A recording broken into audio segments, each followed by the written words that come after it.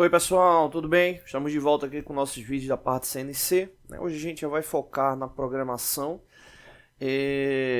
Só um detalhe aqui interessante, né? A ferramenta de canal, ela que a gente está utilizando, ela tem 3 milímetros de espessura, né? Os canais que estão aqui indicados, né, que são 3, eles têm 3 milímetros, né? No caso aqui, 1, 2, 3 canais. Então essa ferramenta que a gente vai utilizar e a mesma ferramenta que a gente vai utilizar também para poder fazer essa parte aqui traseira da peça, tá bom? Então vamos lá aí, vamos seguir para o ciclo de programação. Onde o programa está aqui que estava fazendo. Bom, esse ciclo de programação ele é FANUC, né? Ele é FANUC. Começa aqui com o G50, né? Basicamente, aqui do ciclo a gente tem um cabeçalho, né? Tem um cabeçalho, então isso aí faz parte aí do ciclo, né, do programa. Então o G50 start do ciclo, né? Quando a gente fala de cabeçalho é porque todo o programa ele vai começar com essa sequência. Pode ter algumas alterações, mas é basicamente essa mesma estrutura. Aqui trazendo a faixa de rotação limite dele, né? Então aí no caso 3000 RPM, e o G50, né, validando aí, né, para esse start, né, esse limite de rotação. O G21 referente à programação em raio, né, muito comum no ciclo de programação aqui no Brasil utilizar essa referência aí do G21. O G99, né, referente à liberação de deslocamento de origem. O G40 indicando que a gente não vai utilizar, pelo menos para essa sequência inicial, compensação de raio. Compensação de raio que é muito importante, né? Deixa eu até colocar aqui na relação aqui de códigos. Né? O G99 aqui, né, cancela deslocamento de origem. E aí tem um detalhe importante que é o seguinte, né, referente a essa compensação de raio que está aqui, é o G42. Né, então, aqui especificamente, o G40 cancela a compensação de raio, que é o que a gente está utilizando. E o G42, né, que é muito utilizado aí para compensação de raio. Vamos falar um pouco sobre compensação de raio. Selecionar aqui a ferramenta, que é bom porque ele mostra bem essa indicação aqui do raio. Então, se a gente focar nessa característica da ferramenta, o que acontece? Quando você faz o preset, referenciamento da ferramenta, você vai ter o referenciamento, né, levando em consideração o eixo Z, né, e o eixo X. Deixa eu alinhar aqui melhor. E o eixo X. Beleza, só que a ferramenta ela traz um raio ali específico. Né? Ela tem um raio, né, comum da extremidade dela. Algumas ferramentas têm um raio maior, outras menor. Normalmente ferramentas para acabamento têm um raio menor. E aí, referente a essa característica, o que acontece? Um perfilamento de acabamento, né, onde você vai ter ali um ciclo de contornos, né, ali específicos. Se você não utiliza a compensação de raio, né, se você não utiliza a compensação de raio, esse ponto aqui que eu vou marcar de amarelo, ele é o ponto focal do deslocamento ali do programa. Né? E o que acontece? Quando você tem deslocamento nos dois eixos, é esse ponto amarelo que vai ser a referência ali do ciclo de operação. Né? E aí, no caso, o programa ele teria que fazer deixa eu diminuir aqui o zoom. O programa teria que fazer essa compensação desse raio da ferramenta para evitar que fosse tomado como referência essa intersecção entre os dois pontos. Né? Então, em resumo, se você não utiliza a compensação de raio, né, em ciclos que você vai ter essa operação em conjunto, você acaba deixando a peça maior do que o necessário. Né? Maior do que o necessário quando você tem esse perfilamento nos dois eixos, né? Tanto X como Z, ao mesmo tempo. Por exemplo, no nosso caso aqui, tomando que a gente vai só fazer desbaste, se a gente fosse ali para a parte do acabamento, esse raio aqui da peça, né, ele precisaria ser feito com a compensação. Né? Normalmente em um ciclo de acabamento você utiliza lá a compensação de raio para poder não gerar esse problema, né, da peça ficar maior. E basicamente o que é que ocorre? Dá um zoom aqui. quando ele vai fazer o raio, ele leva em consideração aquele ponto que eu comentei de intersecção, só que na verdade ele deveria levar em consideração o raio da ferramenta, ou seja, como se a peça ela fosse ficar com a parte maior. Né? Então por isso que ele precisa compensar o raio, né, aí para um ciclo de acabamento final. Bom, então voltando aqui para sequência aqui do programa, a gente tem essa relação aqui de cabeçalho, né, com o G0 importante para o deslocamento rápido, ali de posicionamento. Depois a gente utiliza o G1 mais para frente.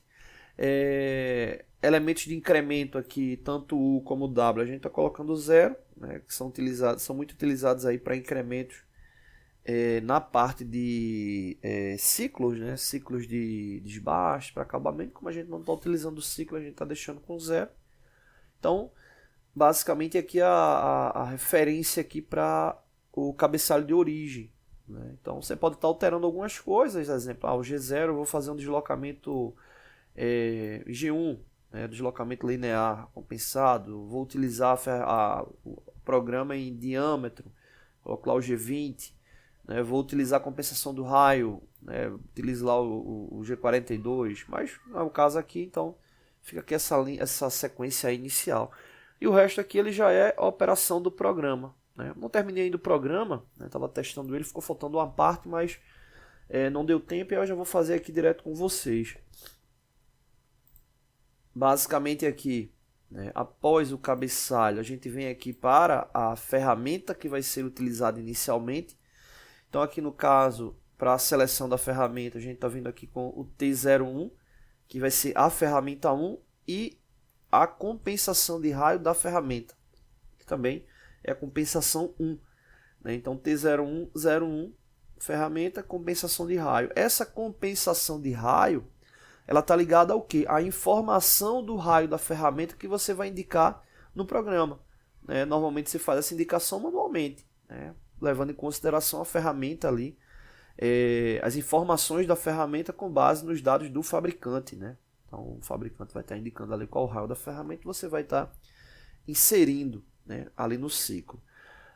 Aqui na sequência, né, a gente tem informações no que diz respeito ao tipo de rotação, né, o G96 aí indicando que é um ciclo de velocidade de corte constante. Né? Então nesse caso, quando a gente utiliza o G96, vou pegar aqui o G96 aqui.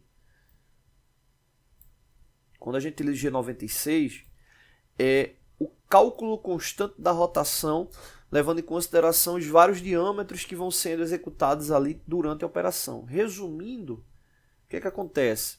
Você vai para um ciclo desse de operação, vai usinar essa peça de forma convencional, um torno convencional, teoricamente, você teria que calcular a rotação para cada diâmetro desse aqui executado.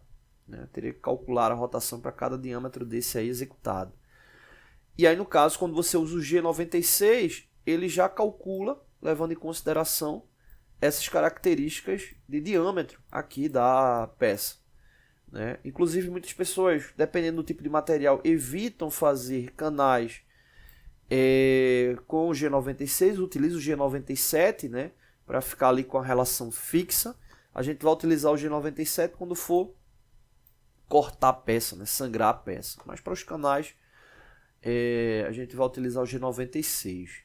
Bom, voltando aqui para a sequência aqui do programa, esse G96 a gente está trazendo aqui, ó, a relação da velocidade, né, 250, né, seria 250 metros por minuto, referente ali à velocidade, né, velocidade de corte da ferramenta.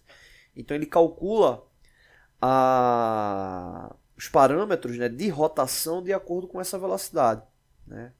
A gente tem aquele cálculo para rotação, né, que seria N igual a VC vezes 1000, dividido por π vezes D. Né, dividido por π vezes D, tá aqui 3,14, multiplicado pelo diâmetro. Então o que acontece? Esse VC, a velocidade de corte, você informa, né? Informa ali o fabricante, então você está informando ela, e o diâmetro são os valores no que diz respeito ao X. né? Então cada x desse aqui é um diâmetro diferente, e aí ele já calcula a rotação de acordo ali com aquele diâmetro específico, né? Muito importante aí essa operação também para ciclo de acabamento, né?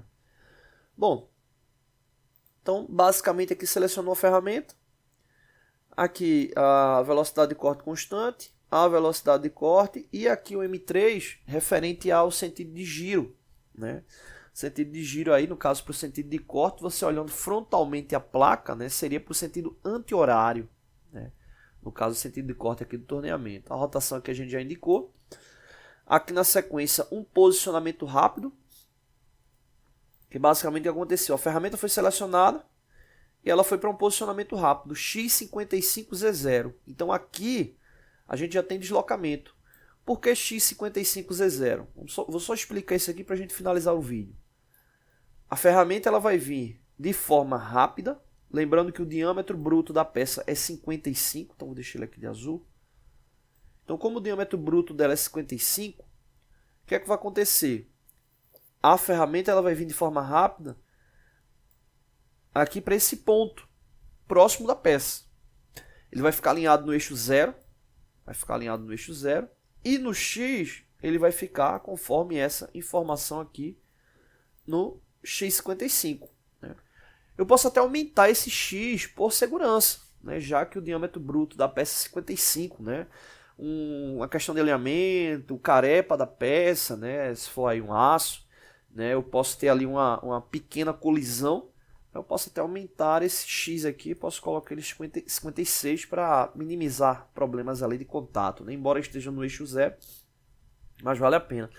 Aqui um detalhe importante, né? O Z0 ele vai ser a referência base. Vou voltar aqui para o software. O Z0 aqui. O Z0 ele vai ser a linha de referência aqui da peça. Então, nesse caso, né, dependendo do tipo de ciclo que você for fazer, a peça ela não tiver com uma boa uniformidade, você pode colocar o Z um pouco mais para dentro da peça, né, Z menos 0,5, coisa do tipo, para poder realmente ter um faceamento efetivo.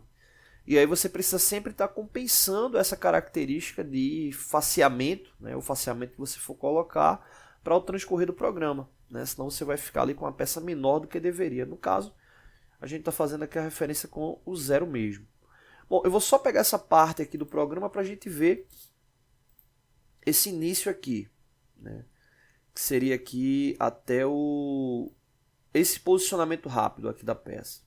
Aqui no caso eu posso copiar, né, eu fiz aqui no bloco de notas, vou copiar e vou aqui colar direto aqui no programa. Eu vou só colocar aqui no final aqui um M30 para informar que está finalizando, né. Você deve colocar ponto e vírgula na sequência aqui das linhas. Vamos dar aqui o play e vamos ver como é que ele vai se comportar. Ó, pronto, exatamente. Vou dar aqui o play de novo. Vou voltar aqui. Tem que clicar aqui na peça para poder voltar. Zerar, né? Você clica aqui na peça e zera. Então, o que foi que aconteceu? Você viu que a ferramenta foi e voltou. Né? Ela foi e voltou. Então, o x56Z0, aí um detalhe importante, né? A gente está utilizando coordenadas absolutas, G90. Como o G90 ele é default da máquina, né, ou seja, padrão, eu não preciso colocar ele de início, né?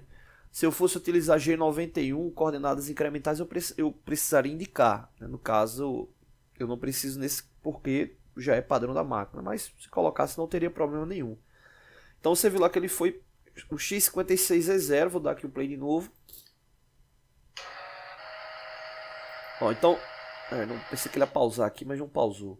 Então, esse ponto que ele parou aqui, né, mais ou menos aqui, foi aquele x56E0. Eu vou alterar aqui ele, eu vou colocar aqui x0 e z1, só para não gerar colisão. O que é que vai acontecer? Ele vai para o centro da peça, porque o x está indo para o 0, e o z1 significa que ele vai ficar afastado da peça 1 milímetro. Né, já que os deslocamentos para a esquerda são negativos, os deslocamentos para a direita são positivos. Então o Z1 aqui é positivo, para não ter nenhuma colisão ali na peça.